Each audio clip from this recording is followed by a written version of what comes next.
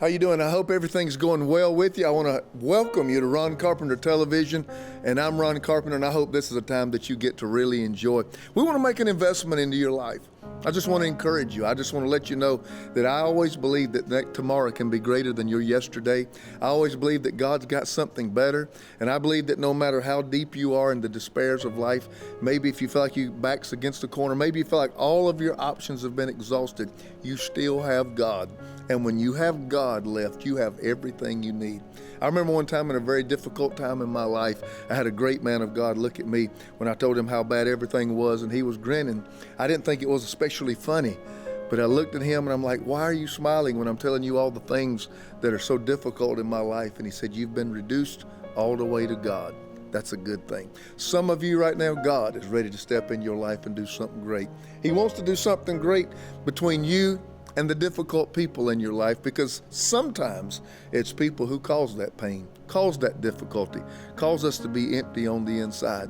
But you know what? God has an ability to give you grace where you've been hurt and give you grace to respond to people that may have not treated you in any way or manner that you should have been treated, but God will help you to turn around and respond to them in a way totally different than you have been treated yourself. It's grace. God allows you to do that. I want to talk more about how do we deal with the difficult people in our life. Stay tuned. Moreover, if your brother sins against you, go and tell him his fault between you and him alone. Alone. Alone. Don't ask nobody to help you pray about it. Don't say, I got something I need to share with you because I want you to believe with me. Don't take it and wrap it up in a spiritual bow so you can gossip. Keep the circle of your offense as small as you can keep it. Go to that person alone. I wish somebody just say alone out loud. If he hears you, you've gained him. If he'll not hear you, take with you one or two more witnesses, that by the mouth of two or three witnesses every word may be established. And if he refuses to hear them, take it to the church. If he refuses to hear even the church, let him to be unto you like a heathen or a tax collector.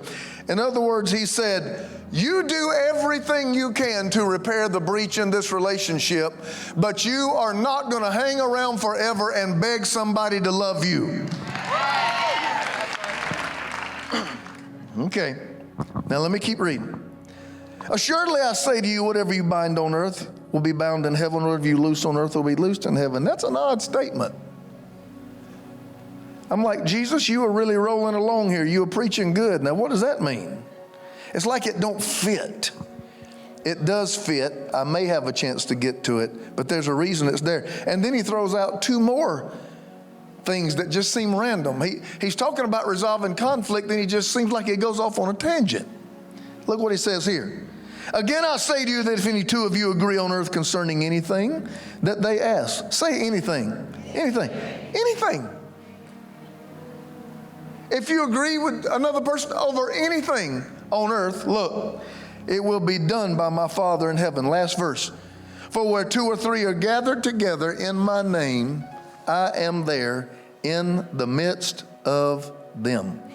Lord, bless the reading of your word in Jesus' name, and everybody say amen. As is our custom, tell your neighbor on both sides, say, here we go, neighbor, here we go, here we go. This is very hefty content, not in depth, but in challenge. So let me deal a little bit here with give me a few minutes to break down some scriptures here, and I think it'll help tie up everything we've been saying in difficult people. I told you a couple of weeks ago, Jesus made the statement, it is impossible that offenses not come. The word offense is the Greek word scandalon, which we get our English derivative scandal. In other words, there's a scandal. The word scandalon also has to do with a trap and the piece of bait that is on a trap. The enemy uses offense to trap people in a cycle of bitterness and unforgiveness. So the enemy wants something to happen to you today that you're still bitter from 10 years from now. That is the cycle the enemy wants to lock you in. He loves to take children in their youth and let them be disappointed in their youth and have deficiencies in their home and be traumatized in their home. Why? So when they're 47, they're still dealing with what happened when they were 7. And that's what offense is, that somehow somebody has wronged you or hurt you in such a way that you're having to deal with a problem someone else has caused you. So it's called scandalon. In other words, it's called whenever you're offended, you're taking the bait. You're biting the bait and the enemy gets to set his trap. What? Set you in a trap, and though you get older, and though your hair gets grayer, and though you get more wrinkles, you're still stuck in the same season of life because you never moved past that offense. I am preaching good right now already. Jesus said it's impossible for offenses not to come. Now, I'm not a Bible scholar. I'm a pastor. I'm not a scholar. But off the top of my head, and you don't need to Google fact check me and confront me with it, but I'm just telling you off my head, I don't know of another place where Jesus said anything was impossible. In fact, Jesus goes around and tells people all things are possible to them that believe it. And then he shoots out this one impossibility. He said, it is impossible for offenses not to come. In other words, he said, you are being naive if you think you are going to go through life and somebody not rub you the wrong way. He said, it's just not going to happen. So we've got to understand what I taught last week, agape love. That there's sterkeo, there's family love, there's phileo, like Philadelphia, the city of brotherly love, there's friendship love, there's eros, there's erotic love. But then I taught last week on agape, it's the love of God. It's the love that loves without exchange. I love you whether or not you apologize. I forgive you whether or not you apologize. It's a love without exchange. I read it to you, 1 Corinthians 13. It hopes all things, believes all things, suffers all things. Love is patient. Love is kind. Love does not behave rudely. Love keeps no record of wrongs. That's the love of God. It's the love that can't be offended because it doesn't expect anything back. It says, I give to you whether or not you ever reciprocate it. I'm going to love you whether or not you exchange. My love for you and my commitment is not based on your performance. That's the love of God. That is the kind of love that overcomes offenses. That's the kind of love that overcomes offenses. It's the only kind of love that will overcome an offense. It's the same kind of love that will cause a man to get up every day and go to a job he hates to make sure he provides for his family and puts his kids through school. It's the same kind of love that makes a mama allow her body to be twisted in every kind of position because she carries something in her womb for 9 months and then births it out and nurtures it and cares for it and cleans it and washes it and feeds it. It's the same kind of love that allows two people to get married even though they know weaknesses are going to arise. It's that kind of love. Those are the type of love that overcome offenses. Now let me say something right here. Let me segue a minute away from love and tell you something. Sometimes we think we love somebody when we're actually just attracted to a characteristic. There is a big difference between loving somebody and being attracted to a characteristic. Be very careful because sometimes deficiencies in one season of our life cause us to be attracted to certain things in another season. In other things, if you were harmed younger in life or you had a series of disappointments or there were deficiencies in your home, sometime it can make an aspect or a characteristic in a person be very attractive, and we confuse that with love. If you are a lady and you were raised in a very harsh environment, everybody walked on pins and needles and eggshells, and there was a harsh voice, a hard leader, a hard man in the family, and all of a sudden you see a gentleman. That's not love, but you are attracted to that aspect. Why? Because it was a deficiency in your life, and you got to make sure that that thing doesn't take you into relationships God never wanted you to be in. Do you see what I'm saying? If you were raised in a home that was always poverty-stricken and you were always moving and you never stayed in the same place more than a month and it was eviction notice after eviction notice, you can see someone financially stable and you think you done fell in love. You hadn't fell in love. It's the fact that that they are stable that is attractive to you. So you got to make sure when I'm up here talking about the love that overcomes offenses, I'm not talking about attraction. I'm not talking about things that are nice about people or that are attractive about people. I'm talking about a decision to commit yourself to someone, whether it be a friend, whether it be a spouse or whatever, understanding that weaknesses are going to arise, and you have taken that into consideration at the beginning of the relationship. Is anybody in here dating anybody? Is anybody here dating anybody? Let me see your hands if you're just dating anybody. Some of y'all not telling. Okay. You do know that you're dating their representative. You're not dating. When you date, they don't send out them. They send out their representative. And their representative's breath don't ever stink. Their socks don't ever stink. Come on. Their nails are always done. They always have on makeup. And then once you move in, you've made a commitment, you find out that you get past the representative and you meet the real person. You need to understand right now that you are dating a representation, because when someone is dating, they reveal the best of themselves. Hey guys, listen to me. Save these dates. May 1, 2, 3. May 1, 2, 3. They say if you say it 3 times, people will remember it. May 1, 2, and 3. We're going to have 212. It's going to be the greatest ever, and I want you to be a part of it.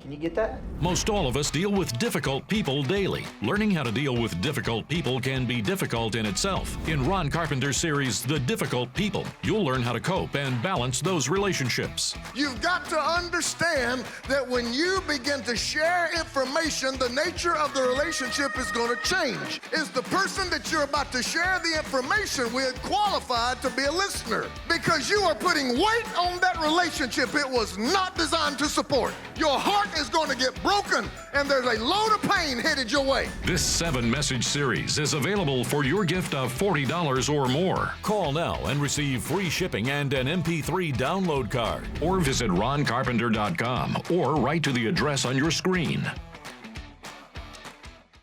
I don't want to get sued, Lord knows I always laugh at the Disney World commercials.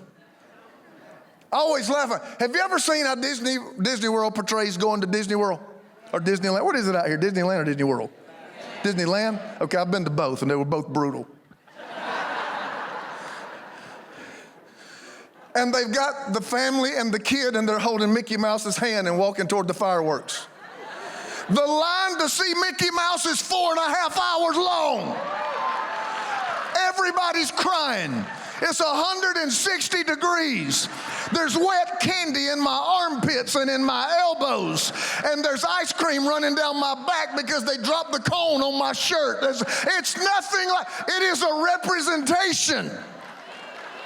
The lines are 2 hours long. You stay there all day and ride 4 rides. And you're sitting there saying, I paid $1,000 to do this. What is it? It's an advertisement. And you got to know the difference between advertisement and the real thing. Dating is supposed to let you get to see the real thing and get past the advertisement before you marry the advertisement. You see what I'm talking about? Now, having said that, he said this. He said, if there's a breach in a relationship, he said, go to the person. Go straight to the person. He said, if you can't repair that breach yourself, he said, then bring a witness. He did not say bring a friend. A friend is somebody that already agrees with you and is never going to be an undedicated or uncommitted third party. He said, bring a witness. When I'm signing a contract and it needs a witness, they don't want my mama in there witnessing it. They want somebody unbiased toward both parties who sees the thing being signed and they serve as a witness. He says, bring an uninterested, unbiased third party in to see if he can see from a different perspective, he or she see from a different perspective, and bring this to a place of compromise and repair the breach. He said, that's what you do. He said, if you've gone to that level of protocol and you still cannot fix the relationship, he said, then go to the church. That's a very broad statement because it's not defined. In the church, there are deacons. In the church, there are elders. In the church, there are intercessors. In the church, there's apostles, prophets, evangelists, pastors. There's all types of people that function in the church. And he doesn't say who, but he's basically saying, take it to some people that you trust to have spiritual insight. He's saying, take this matter and saying, I don't want it to go to court. I don't want it to be handled in the hands of the world. I don't want to lose the relationship. So we're going to bring it and see if there's some type of counsel or insight that somebody who serves in the house of God can give you. Then he says this, and this is what's going to make some folk nervous right here with my take on it. He says, if you have gone to that level and you still can't win your brother, he says, basically shake the dust off your feet. And he said, treat them as a heathen or tax collector. In other words, he's saying, don't you stay stuck in bitterness just because they're stuck in bitterness. He said, and don't you hang around and beg nobody to love you. I am not going to put the rest of my life on hold because you refuse to forgive me. So the Bible is saying you do everything you can do to fix it, but you can't control the other person. And once you have gone to every level to try to repair it, then you understand, say, see ya, wouldn't want to be ya, and you begin moving on into your future. If they want to stay stuck, God is not asking you to stay stuck with them. He's wanting you to move on into your future. I know that sounds cold, but I'm reading it right out of the book. Somebody shout hallelujah. Somebody tell your neighbor, say, sometimes you just got to move on. Throw Romans 12 on the screen. All right, this is about 12 or 13 verses. Just let me read them. Can I read them? Let love be without hypocrisy. Abhor what is evil and cling to what is good. He said, if it's done burnt you one time, run from it. Quit hanging around things that have the ability to burn you and ensnare you. If you know it's your weakness, put distance between you and it. Put lines of separation between you and it. If you know you get in trouble with them folk, quit hanging with them folk. I had a mama bring her son to me one time, said, my son is addicted and he just can't get out of it. I looked at him, I said, who you hanging with? And he told me, and I knew who the guys were.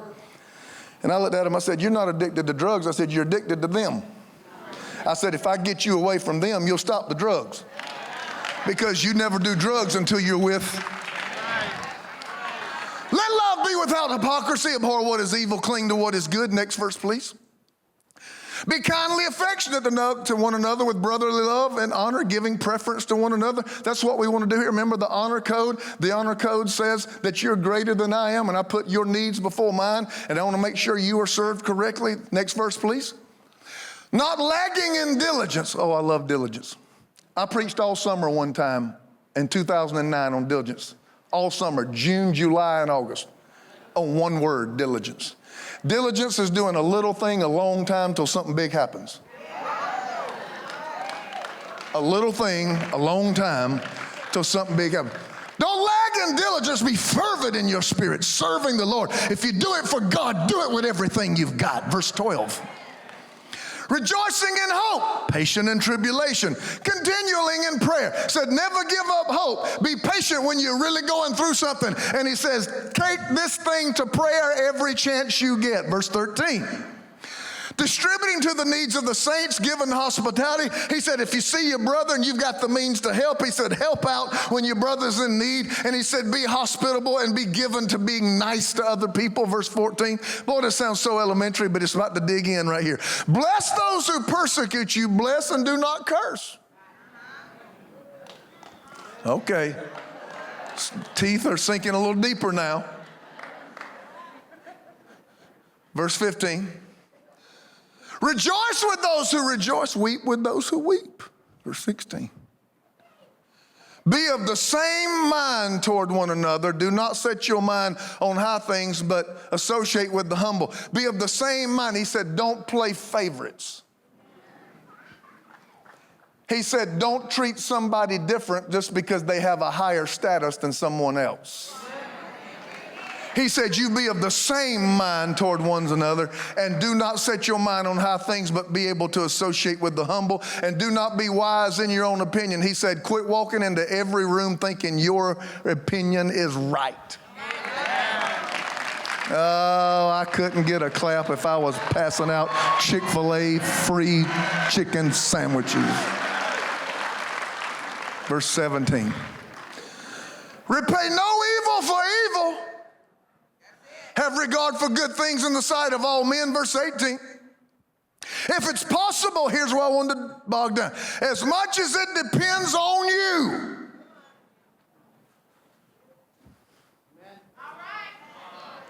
As much as it depends on you. I cannot control them. I can't leverage them. I can't manipulate them. I can't control them. But as much as it depends on me, stop right there if you would, live at peace with all men. There's three types of offense. Number one, there's a direct offense. Direct offense, someone has done something to you or failed to do something for you that has directly affected your life in a negative way, and you're left to deal with it. That is a direct offense. That's what Matthew 18 is talking about. If your brother has sinned against you, go to him. If he has directly offended you. I had this problem.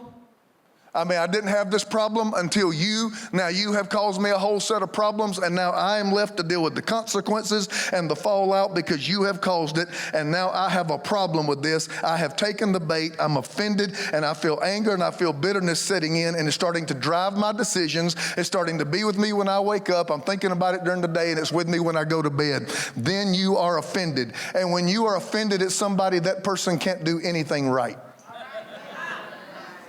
The Bible says a brother offended is harder to win than a walled city. When you are offended at somebody, they can't do anything right. Anything right. If they opened the car door, they didn't open it wide enough. And when they sat in it, it was the wrong temperature. And the seat was too hard. You can't do anything right. They're hard to win. That's why Jesus said, go to every protocol necessary to win them. He knew how difficult it was to win. He said, it's impossible to avoid them. They're going to happen. Here's what I need you to do. He said, but as long as it's up to you, be at peace with all men. So you have harmed me in this way, and I've come to try to work this out. That's the direct defense.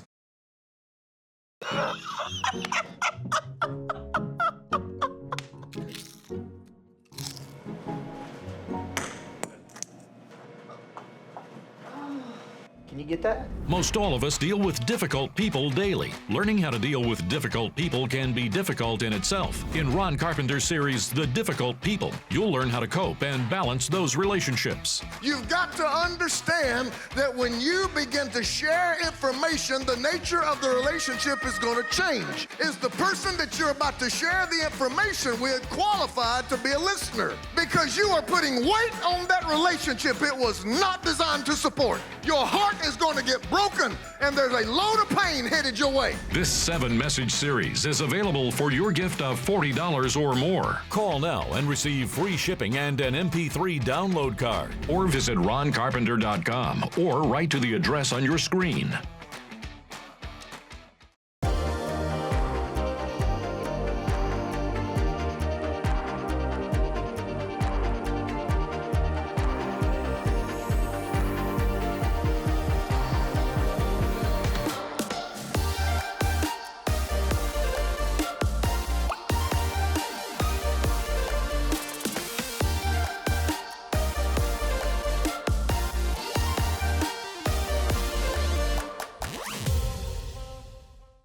Guys, you know what? I want to take just a minute and let you know how grateful I am to you and let you know what it means to be viewer supported. Yeah, don't click it off. Don't change the channel yet. Let me talk to you just a moment. There are wonderful people standing all around me right now. They're highly skilled people, people that have been highly trained. People probably still standing here with college notes and college loans still to pay off right here around me. People who've given their whole life to learn a trade, to learn a skill. And then there's this time that is purchased to get to you. And you are that mechanism. It's God touching the hearts of people who believe in the venue of media and Christian television to get the gospel to the world. The fact is, I'm already relegated myself to the understanding there are places on planet Earth my feet will never touch. But these TVs can go anywhere. Would you help me? Would you help us do what we do? We've had a great year in 2018, and we've started off 2019 so strong. But we've got to stay hungry, and we've got to stay passionate and understand we are a part of the greatest cause in the planet. The greatest cause is not some human effect. The greatest cause is not something that we do in space or something that we discover. The greatest cause in the earth is that every man may know Jesus Christ and the gospel of his kingdom. And that's what we're about, and I need your help to take it further. Would you help me go there? So for your first time gift or your first month's gift, if you'd like to become a part of the family and say, you know what, I want to hook up and I want to be a part of this family. I want to be a covenant partner. So whether this is an ongoing commitment or just this one time, for your first gift of whatever amount, whatever God puts in your heart, this is our gift back to you to say thank you for what you're doing. I want to thank all of you that's helped us do this for weeks, months. Many of you may be years, some of you may be decades. I'm so grateful to you. Thank you so much for what you do. And others who have been coming on lately and saying, I want to be a part of this wonderful family, thank you, and we cherish you as well. Great things are happening, and I just want you to be a part of them. So go out, if you hadn't already, and follow me on Twitter, Facebook, Instagram. We're getting movie clips. We're getting morning devotionals. Call in, let us know, write in, email in, let us know if you want to be a part of those morning devotionals. They go out. It's about 2 minutes that helps you get your day started with a thought that you can meditate about all day. We're running all these things all day long through social media venues. Why? So we can speak to you in more than just this time slot. We love you so much. Remember, everything that we preach is available online in an online bookstore. So if you want to hear everything about the difficult people, we got it for you. Until next time, I believe God's going to do something great in your life, and I can't wait to see you again. Blessings be upon you. Join us every week for another exciting message from Ron Carpenter. And until then, visit us online at roncarpenter.com and discover encouraging resources to help you reach your greatest potential in your Christian walk. And when you visit, consider partnering with our ministry team to help us take this life-changing message to the world. Our goal is to take the message and ministry of Ron Carpenter to a worldwide audience, but we can only do it with your help. And don't forget to connect with Ron every day through social media. Thank you so much for being a part of this ministry, and we'll see you again next time for another challenging message with Ron Carpenter.